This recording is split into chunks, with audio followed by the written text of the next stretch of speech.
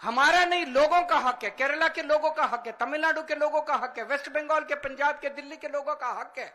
वो हक आप कैसे छीन सकते हैं लोगों का? आप उनका काम कैसे रोक सकते हैं? अगर आप हम हमारे लोगों के पैसे नहीं देंगे तो हम सड़कें कैसे बनाएंगे, बिजली कैसे देंगे, लोगों का विकास कैसे करेंगे?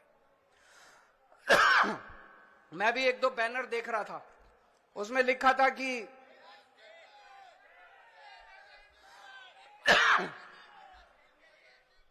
केरला के 8400 करोड़ रुपए रोके हुए हैं। और मान साहब से मैं थोड़े दिन पहले बात कर रहा था, पंजाब के भी 8000 करोड़ से ज्यादा फंड रोके हुए हैं।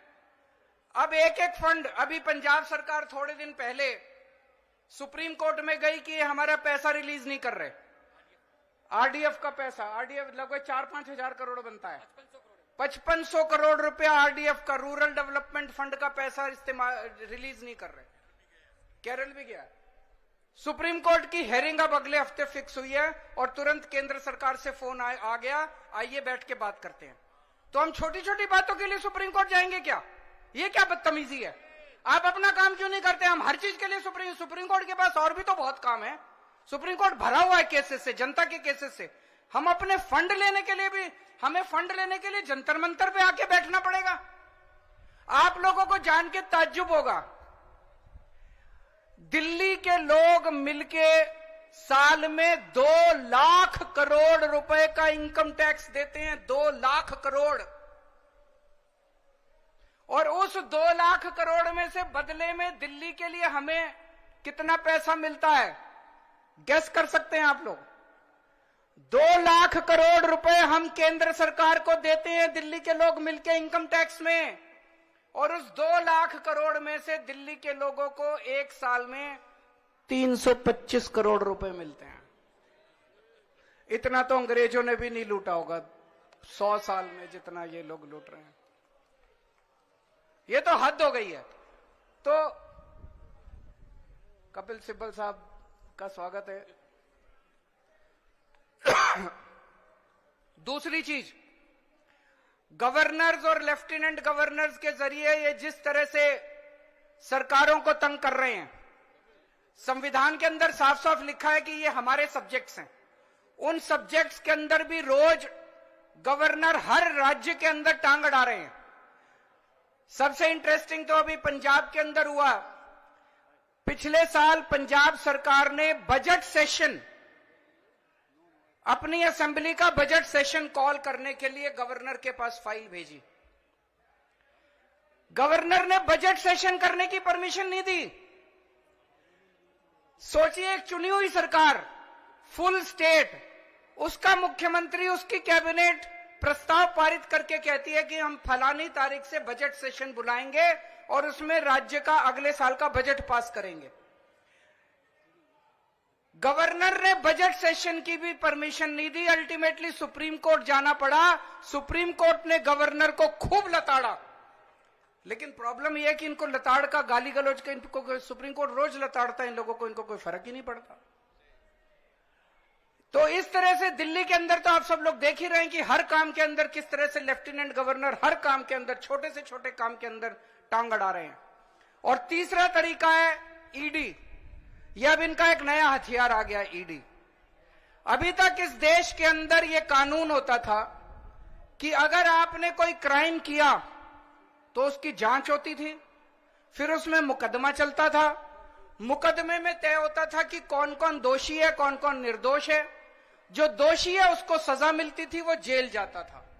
मुकदमे के बाद, मुकदमा खत्म होने के बाद आदमी जेल जाता था जिसको दोषी माना जाता था। अब अब तय कर लेते हैं कि इसको जेल भेजना है, तो उसको पकड़ लेते हैं, उसको जेल में डाल देते हैं। फिर सोचते हैं अब इस पे क्या मुकदमा करें, इस पे क्या केस बनाएं। फिर ये केस बनाते हैं और केस बनाने के बाद फिर वो तब तक जेल में रहता है जब तक कि मुकदमा पूरा ना हो जाए और वो निर्दोष साबित ना हो जाए। हमारे देश के अंदर 15-15 साल लग जाते हैं मुकदमे पूरे होने में। तो 15-15 साल किसी को भी पकड़ के जेल, यह भी पीएमएलए जो कानून लेके आए उसमें ही लिखा है कि जब तक उस आदमी को, किसी को भी पकड़ के जेल में डाल दो और जब तक उस आदमी का मुकदमा पूरा नहीं हो जाता, वो निर्दोष साबित नहीं हो जाता, तब तक वो जेल से बाहर नहीं आएगा। ये तो बहुत खतरनाक है।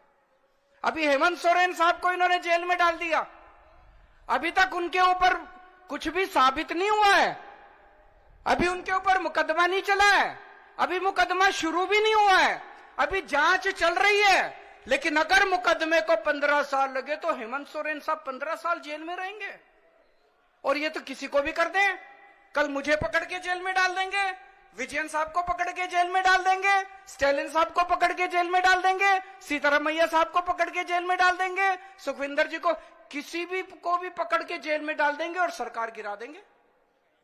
हेमंत सोरेन साहब को जेल में डाला, उसके बाद 48 घंटे तक ये लोग तोड़ने की कोशिश करते रहे, जेएमएम को तोड़ देते हैं। ये तो भगवान का भला और जेएमएम वालों का महान है, जेएमएम वाले जो टूटे नहीं इनके सामने। तो ये अब ये किसी भी को भी पकड़ के जेल में डाल देंगे, उसकी सरकार तोड़ देंगे और फिर अपनी सरकार बना लेंगे। ये क्या चल रहा है इस देश के अंदर? कह रहे हैं केजरीवाल भ्रष्ट है।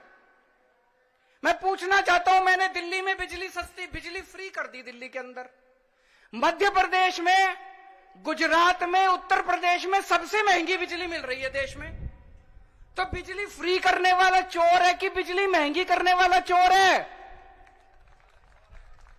दिल्ली में मैंने सबका इलाज मुफ्त कर दिया, चाहे गरीब हो चाहे अमीर हो, सरकारी अस्पताल में चले जाओ, सबका दवा दारू सब फ्री। मध्य प्रदेश में, गुजरात में, उत्तर प्रदेश में चले जाओ, इतना महंगा इलाज, सरकारी अस्पतालों का बेड़ा गर्क कर दिया इन लोगों को। मैं पूछ रहा हूं, लोगों का इलाज फ्री करने वाला चोर है कि लोगों का इलाज महंगा करने वाला चोर है? किसी को भी पकड़ के चोर चोर चोर चोर चिल्लाना चालू कर देते हैं लोग। तो दोस्तों, देश का बहुत बुरा हाल है। मैं विजयन साहब को बहुत बहुत बधाई देना चाहता हूं, उन्होंने आज ये अलख जगाई है, सबको इकट्ठा किया है। ये देश केवल हमारा नहीं है, ये देश 140 करोड़ लोगों का है। और आज मैं बीजेपी वालों को कहना भी चाहता हूं, समय का चक्र घूमता है, समय बड़ा बलवान है, अहंकार मत करो। भगवान ना करे कल समय का चक्र जब घूमेगा और तुम इधर होगे और हम उधर होंगे, कहीं ऐसा ना हो कि यही कानून तुमको खाने के लिए दौड़े उसके बाद। जय हिंद।